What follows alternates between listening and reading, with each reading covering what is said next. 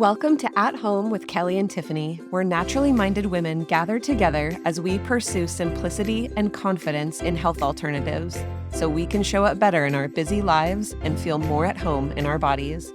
Join your favorite home birth midwife duo for conversation, candor, and community.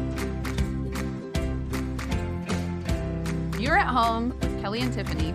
Happy New Year, ladies. It is 2023. It is. And we are here. We are cheersing to a new year. We survived 2022, guys. I mean, what a year to be alive, Kelly. What a year. We have survived 2022. And you and I both, maybe some of our listeners didn't.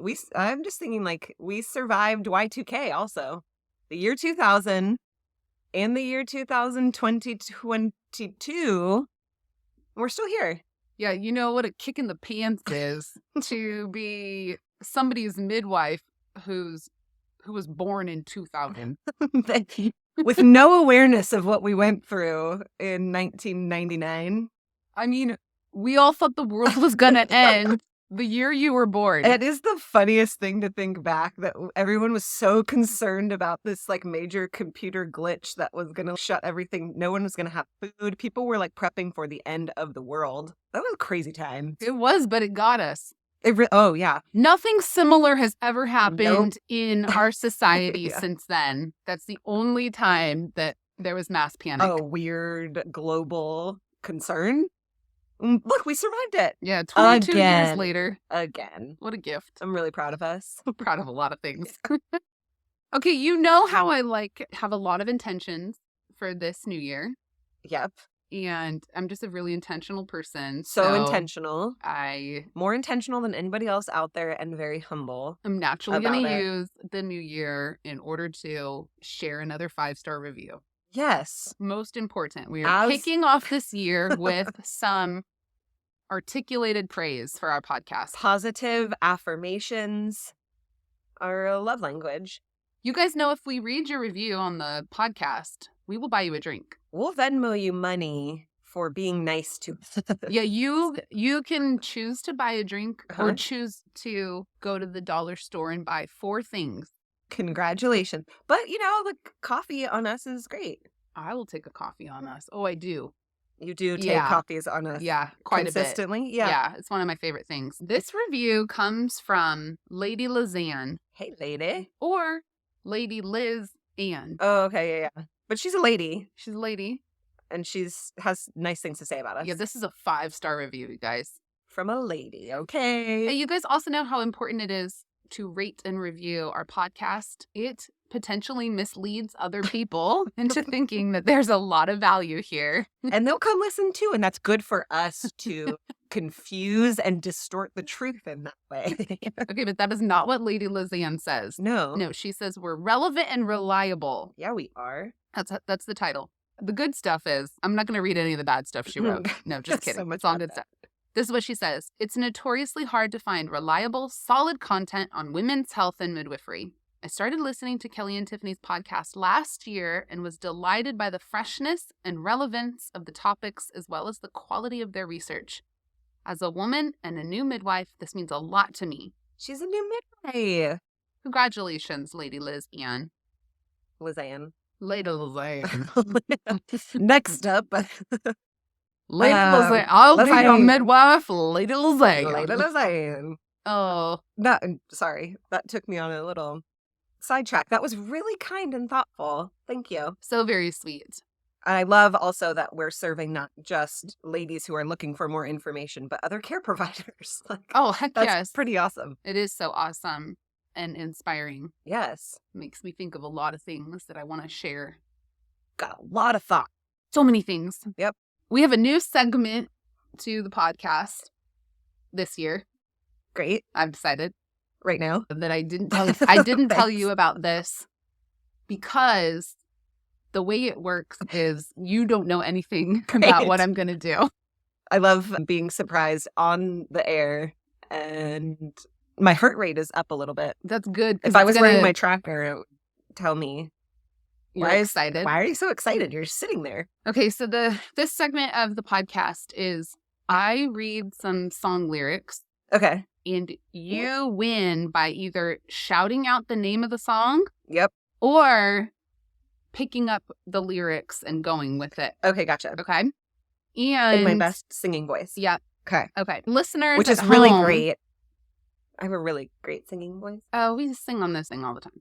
Okay. Listeners at home, see if you can guess before Kelly. No.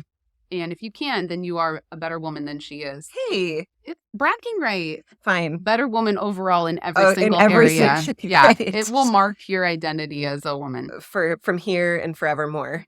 Okay, here goes. You shake my nerves. And you rattle my brain. What This is my song. Why is this I your will song? tell you. Why this did I pick my this song?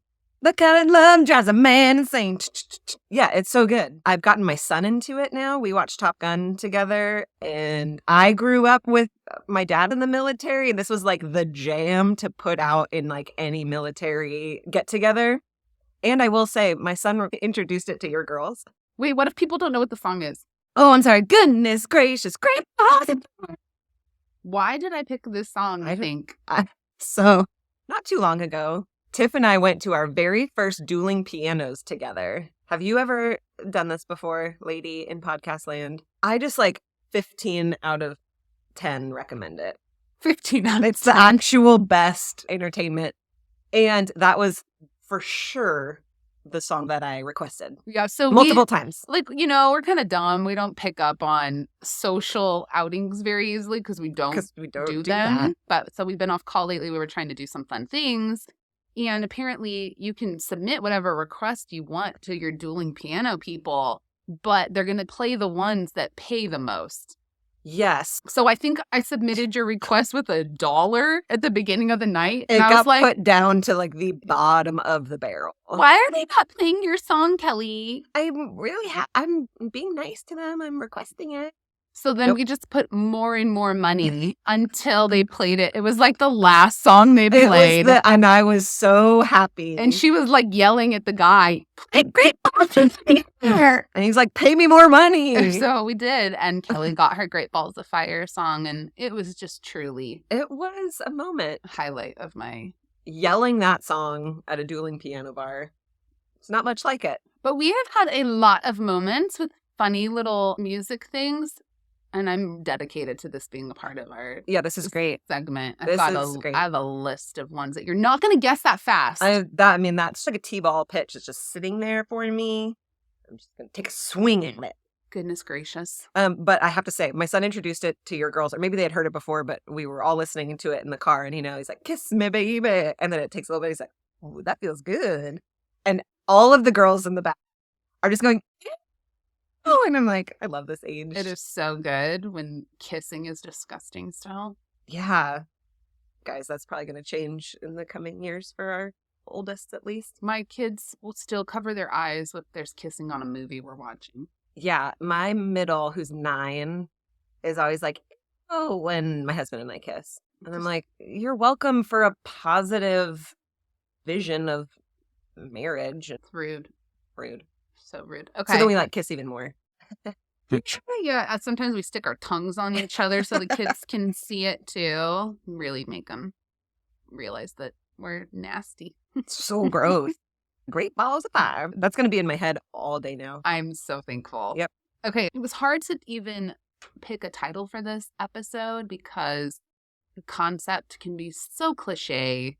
Yeah. Especially at the beginning of the year, right? You're kind of bombarded with ideas of change. Yeah, but I will tell you, you do not want to sleep on the momentum that around you. There are people who never had goals in their entire life who are going to do some things at the start of this year. And it's just a good time. It's a good time to jump into some new intentions for the year, truly. Yes, absolutely. And to do so thoughtfully and wisely rather than just jumping into some major life change can actually be the crux of it all, right? Of being how can I be wise about this goal or this intention that I'm hoping to create more of?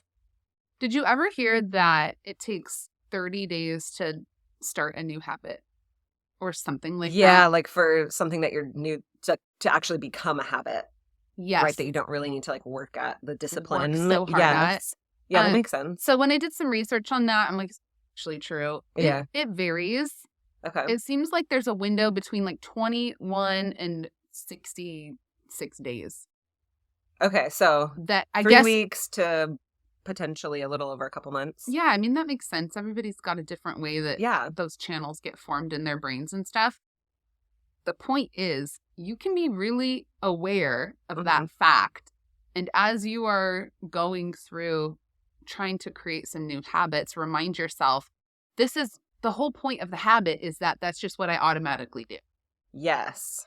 We're not going to be beating ourselves up because it feels hard at first. Yes, exactly. I feel like it's creating something like this is a bit more of a discipline at first, of like, I'm kind of forcing it, or I have to be so intentional to think about it. And then it eventually just becomes part of your life that you're like, yeah, I'm a person who does fill in the blank. And you can think of that if you look back on your life, or if you pay close attention to the habits that you have now, and see how there's certain things that you do today that you didn't do this time last year or 10 years ago, or... For sure. Yeah. And so you see that you are a creature who is able to adapt and change. Yes, absolutely.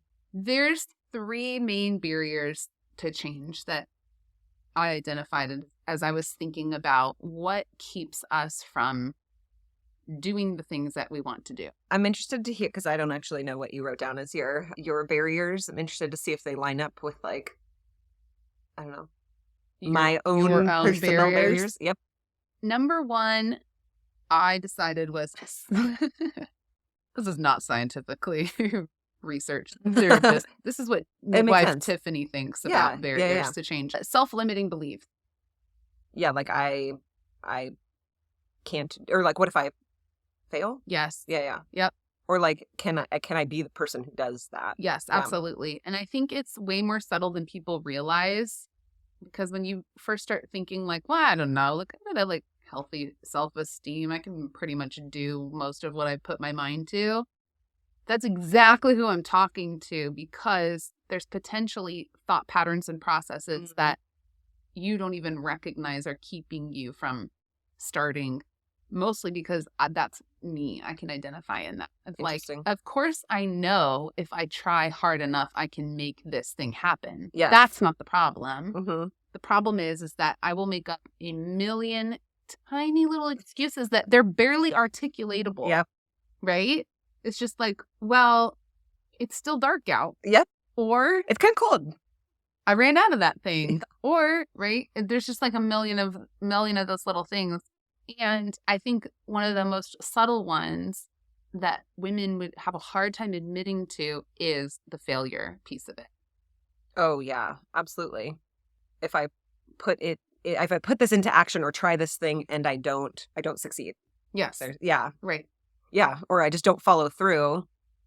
Then, I mean, I identify like, what if I don't want to fail. So sometimes that stops me from starting. Absolutely. Yeah. Yeah. And I can already see myself failing because I'm a human and I fail all the time. And so as I'm envisioning myself failing, I'm like, well, that's not even really worth getting started on, is it? Right. And usually that's my own doing of even the title of it, right? Sustainability. Like my ability to actually create a goal becomes too big. Like, or the goal itself becomes too big. Absolutely. The jump from here to there becomes way too big. Yep. And we'll get into that too. Yep. Okay. The second barrier to change, in my opinion, is the failure to make a practical goal. Yes. I think we get an ideal in our head of the end result of what we think that success is going to look like in a certain area. And then therefore anything less than that is unacceptable. Right. And that's just not reality. Absolutely. And I mean, I even see this when we have clients coming in for well woman care and we talk about these changes that kind of need to be implemented for hormone balance or happier periods. And we are so intentional to not say, here's 1,000 things that you need to do. And then this list is all the things you need to stop doing. Right. piecing in some things that you can add in slowly over time that give you smaller wins, smaller victories, it just kind of snowballs on itself, right? Like Yes. the little victories then make you want to go to the next thing. That becomes a habit, then you go to the next thing. And then all of a sudden, months later, you're like, look at me, I'm the person who does the thing. Yeah, I think there's absolutely momentum that's part of a strategy in setting goals and changing. Okay, the last barrier to change is the absence of a pivot plan. So beginning with this concept in mind and not just reassessing as you go, which is important, but actually having a plan before you even begin of what are you going to do as it's not working out quite like you thought it would, because that is almost a given. Yes, absolutely. And probably one of the reasons that come like February 1st, people are like, well, there goes that plan for the new year, right? Because I tried. And then now it's all out the door or all out the window, whatever the saying is. It's out. And because there wasn't really necessarily like an understanding of how to assess a bit of failure that's going to happen. Yes. I mean, it's not even failure, right? But just a bit of things not looking exactly as you desired. And being willing to prepare for that ahead of time. Yeah. A lot of that can look like, you might just write it down. Yep. When I'm not meeting my goal, this is what I'm going to do in response to that. I think women these days, or in many days preceding these days, maybe all the way back so many to days. Y2K. Yeah. Between Y2K and today, women. Those were crazy times, guys. Can feel really overwhelmed with the amount of change that they potentially see necessary in their lives. Yes. When you sit down and think about the ways that you'd like to see yourself grow, or for you to be able to influence, impact on the things around you, it is an overwhelming amount of things. Yes, absolutely. I think you look, there's so many different spaces in our life, right? Like nutrition or lifestyle thing. Like there's so many pieces that if you actually sat down and assess things, you could be like, well, here's all of the spaces that need some tweaking. And I think a big part that we're missing sometimes as we set goals is the discipline aspect, the discomfort for the sake of the bigger plan. Yes. I often want the outcome. I want to be at the other side, but the act of having self-control or self-discipline or withholding certain things or adding certain things in that I'm just not used to can be really overwhelming. Yeah. Choosing to do the right thing, however, whatever you've decided is going to be the right response to what you're trying to manage. Yeah. Even when you don't feel like it. We're not good as a culture in that. Very immediate gratification overall. And so it makes sense that this is a hard piece. It always is hard. I feel like in every culture throughout time, having some self-control in those spaces has probably been hard. But I feel like there's something about our culture now that makes it even harder. Yeah. And I also see this division of society happening because we get to be on one side of it where the type of care and information that we provide and share tends to attract the woman who wants to take responsibility. Yes. And so we get to see this divide a bit, right? Of like somebody who has just potentially a little more resiliency or willing to take responsibility or accountability or the integrity aspect of, moving about their life. Yes, absolutely. I will say I feel really good in my body and in my life and in my brain and in my emotions, all of it, when I have that specific type of discipline and responsibility and resiliency when I am not meeting quite the goal, but still taking the next right step, than when I'm like, well, I tried. Totally. Yeah, there's something very satisfying and gratifying about having self-discipline. Give me an example of an area in your own habit building and monitoring that either was like massive failure or big success. It's one and the same thing, just at different periods of my life. When I was in midwifery school, I was really focused on, obviously, school and all of that, but on providing myself some kind of personal care. And I found the outlet in working out consistently with a group of women at 5:30 in the morning. So I woke up, alarm went off at 5:15. I like grabbed a little snack. I drove 6 minutes away, so it was quick. But I went there consistently, and maybe too much because it was just maybe too much in the habit. But I just became the person who sacrificed that, who went to bed a little bit early, who just went every time I could, that like I wasn't up overnight at a birth and was just like, this is just what I do. And it became a huge part of my own habits versus now where I'm trying to get back into a workout habit and I'm finding a lot of those small little things that I'm like, well, this is clearly a big roadblock. It's cold outside today and I have to walk into the garage to, get to the workout space or whatever. This is like my mental thought process the last few weeks has been like, how can I prepare myself better to have the resiliency for that particular thing in my life? Agreed. You are not truly making the decision in the moment whether you are or not going to do the thing. Yeah. You've already kind of decided. Yep. Which I think is a huge part of habit building is what is it that you want to see change? Mm-hmm. And how can you almost break that up psychologically for yourself? Yes. A couple of years ago, I had a yeast infection and this is a little tangent for you, and knew all of the things that I needed to do, including all the nutritional stuff, and recognizing that I hadn't prepared myself for that. Like I knew it. The next day, I was like, there's like nothing that I can really eat here, or I feel so unprepared for this. And it only set me up to like, quote, fail in what I was desiring to do that was good for my body because I hadn't set myself up well either.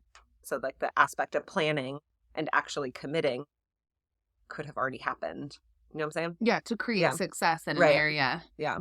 Okay, so you brought up food, you brought up exercise. I know some people just want to like drink more water. Yep. Drink less alcohol. Mm-hmm. And we have a really good example of somebody that we're working with right now in Well Woman Health who is having, some significant symptoms that I suggested alcohol was playing a part in. Mm. And she said, okay, well, I'm going to reduce my intake by half. And at first I was thinking, well, I'm not sure if that's actually going to help you or not. Right. But that was her response to me saying this should potentially be eliminated. And she thought, this is the middle of holiday season. One way for me to make a meaningful step in this direction is reduce this.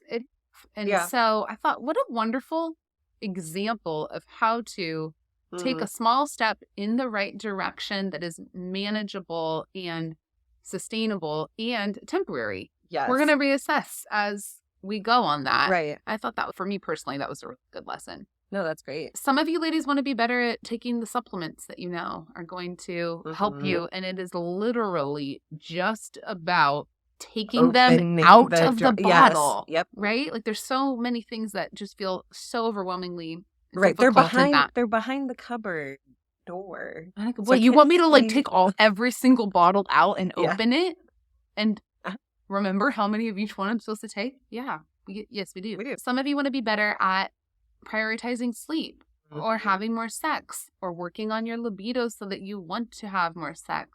Some of you are dealing with pesky symptoms from your lifestyle choices or your hormonal imbalances or period problems or right, that you know that you're just kind of putting it off and at some point you need to try to tackle that. Some of you just are really bad at taking care of yourself in general, and you know that some habits need to be built around eating better foods or scheduling that time off.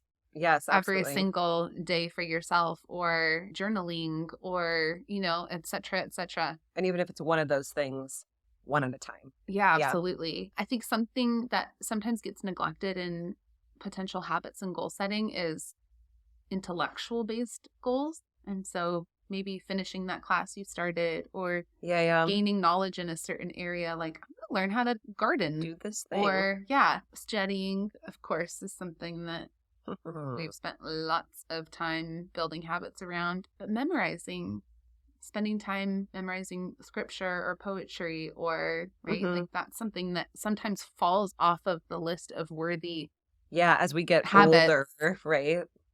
We tend to prioritize other things, but that's a great way to use your brain for sure. And maybe it's a habit that you're already doing but not consistently Mm-hmm. or habitually. Maybe you don't really call it a habit yet, but it's something that is part of your life, but you want to be doing more of it or more consistently doing it.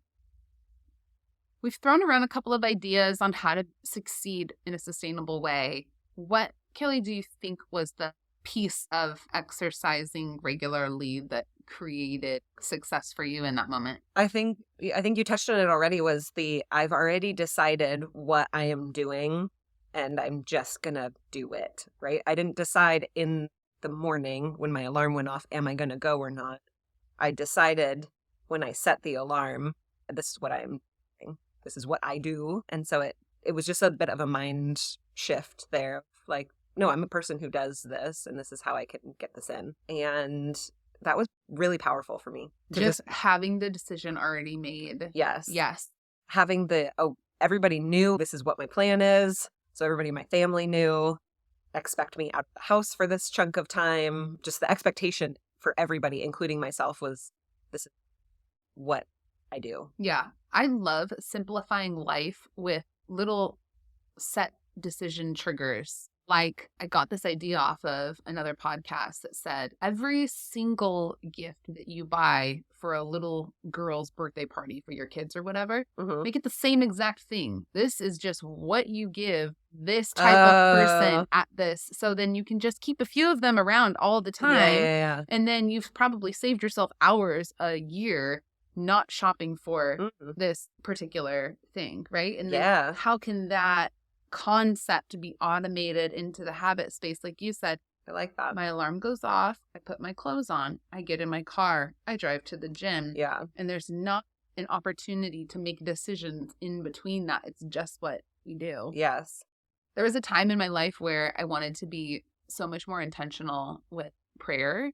And so I picked triggers in my day in order to do it. Like, I always prayed while I was making my bed. I just always knew I'm going to make my bed. I like it when my bed is made. And so while I'm making my bed, I'm going to pray. Yeah. So there's lots of opportunities like that. Brushing your teeth, driving. Sitting at a red light. Yes. Where you can say, oh, wait, this is like my new thing. When this thing happens, I XYZ. Yep. Yeah. Triggers just in general. So helpful. The good kind. Yep. I think knowing why you are doing a certain thing and spending time writing that down somewhere where you can review it. Yes. And really being willing to narrow it down. Yes. So, okay, so you want better periods. So you're like, I'm going to do these different, and then you're like, but why do I want that? Okay, interesting.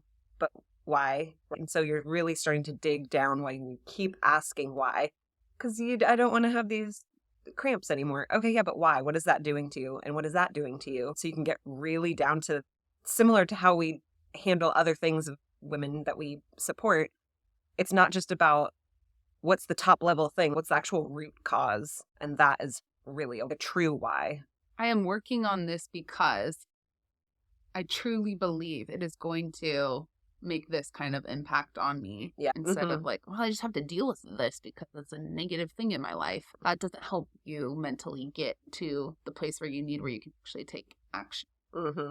I think it's also helpful to, at some point, articulate and write down and review what are the consequences if you don't work on this thing. Yeah. Like, this happens to me with food all the time. That's a good one. I've learned that I'm an abstainer. I am not a moderator when it comes to food choices. It is just better to stay away from something. I'm not good at having just a little bit of it. But when I do let myself have a little bit of it, that's like just a slippery slope. Yeah. So then 3 days later, I'm back to eating a bag of chips for lunch, And then later that day, I'm like, whoa, I don't feel good and I'm tired. This is who I am now. My stomach kind of hurts. Yeah. But I forgot 3 days ago when I started on my slippery slope that I lose energy. I lose my sleep quality. I have actual abdominal discomfort and I'm crabby with everybody. Yeah. And then I'm in that place where I'm like, oh, I did that again. the reason that you're making these good food choices is because there's all of this positive outcome that you are experiencing right now. Yes. And here are the positives and here are some of the consequences of those other decisions. Yeah. Yeah. That's a great example. I also think so we have the why, right? Asking yourself how and being willing to drill down on the how. How are you going to achieve this goal? Yes. Like, so you're interested in changing some things about your diet or recognizing some nutritional pieces that need to shift. Okay, so how are you going to actually do that?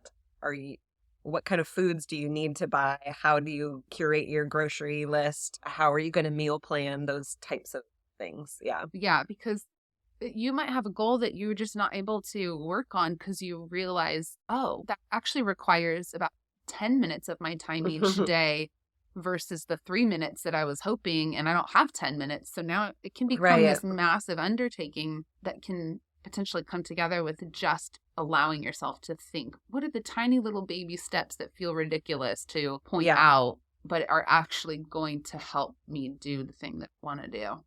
Yeah. One of the biggest changers for me in taking care of myself was getting one of those little supplement, like little containers every day. Yes. And throwing what I need to in that day. Like once a week, I just fill it back up.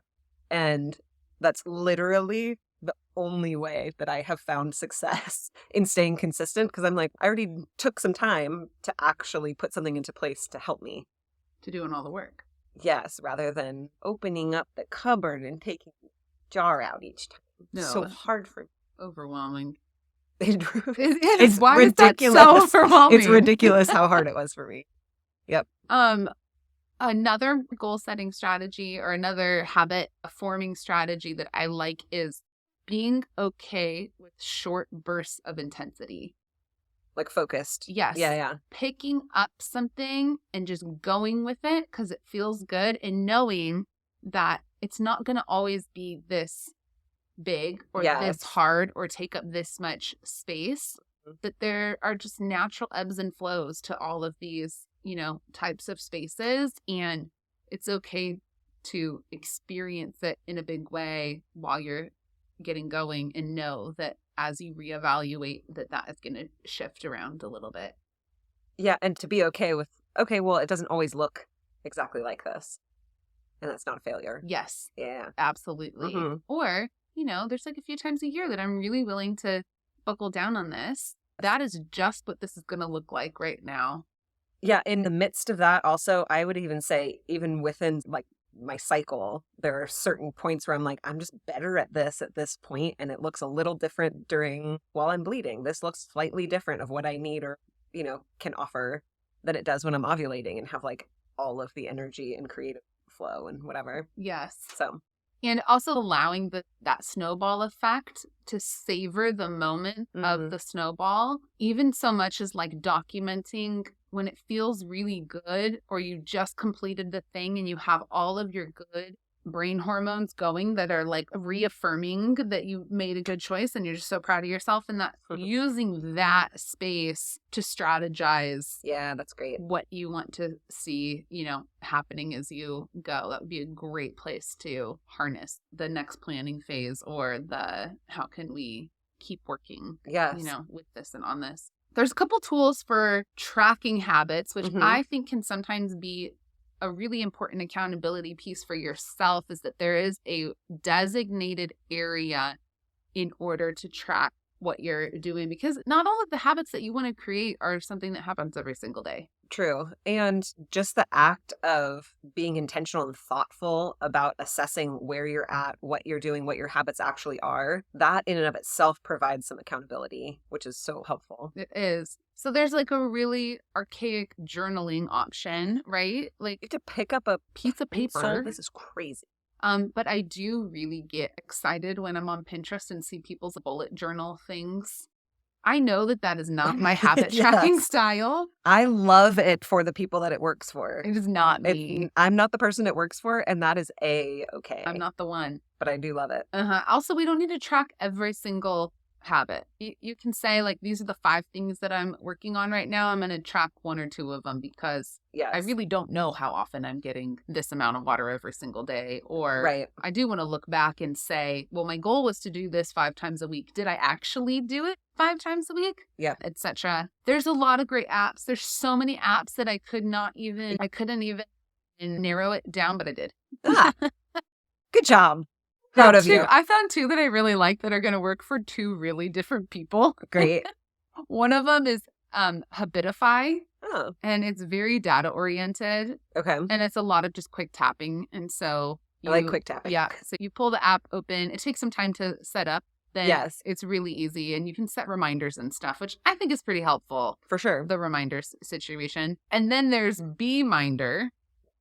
This one I really like. Okay. This is the one that's going to work for you? I don't know, but I might try it. Okay, so Bminder, you set it up for yourself, but you put in your banking information, and when you don't, don't hit your goals, hilarious. It charges you money. Dude, I would be very motivated by that. And I know that sounds terrifying, but I mean, everyone's got their thing, right? Dude, that is going to motivate them. I never learned that more than through parenting, trying to figure out, like, what is your particular thing? Actual consequence or motivator be for this? I know. Why is it so different than the Oh my gosh, wacky, right? But we have those too. We all have our own little motivator. So don't be afraid to look for the thing, right? That is going to motivate you, whether that's a discouragement or an encouragement to you. There's so much out there that is going to be a good fit for every kind of lady. Oh, man.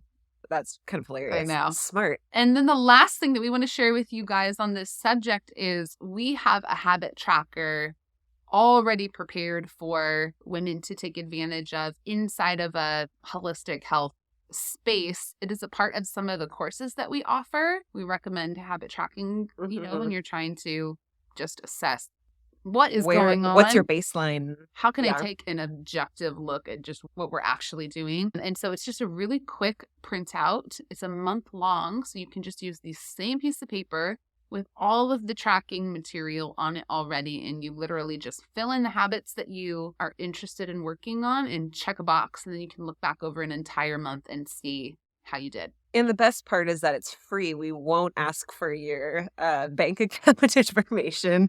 Like Bminder. I mean, you can give it to us if you want. I mean, we'd be happy to pay us for pay us for the habit tracker. That is perfecly fine. But that sign up is in the show notes. Yeah, and that is truly just a gift for you guys. You're welcome.